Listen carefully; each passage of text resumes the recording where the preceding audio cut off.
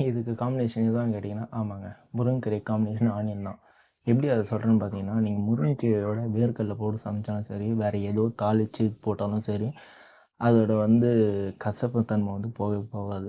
அது சாப்பிடும்போது ஒரு மாரி கசப்பா தான் இருக்கும்.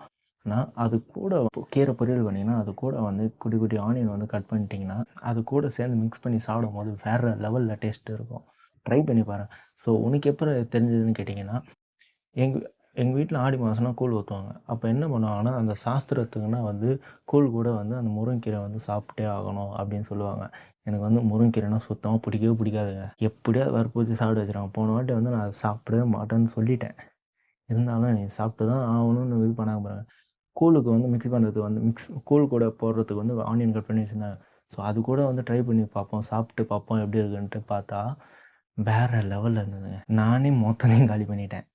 கிட்டத்தட்ட பார்த்தீங்கன்னா, இவ்வளோ இவ்வளோ பெரிய கிண்ணம் இருக்கும்னு இவ்வளோ பெரிய கிண்ணம் இருக்கும்னு நெனைக்கிறேன். அந்த கிண்ணம் ஃபுல்லா போட்டு, அது கூட ஆனியன இவ்வளோ 2 ஆனியன் நெனைக்கிறேன். 2 பெரிய வெங்காயம்னு நெனைக்கிறேன். அந்த 2 பெரிய வெங்காயத்த சின்ன சின்னதா கட் பண்ணிட்டு, அது கூட போட்டு நானே சாப்பிட்டேன். வேற லெவல்ல இருந்து. ட்ரை பண்ணி பாருங்க. ட்ரை பண்ணிட்டு கமெண்ட்ல சொல்லுங்க எப்படி இருக்குதுன்ட்டு.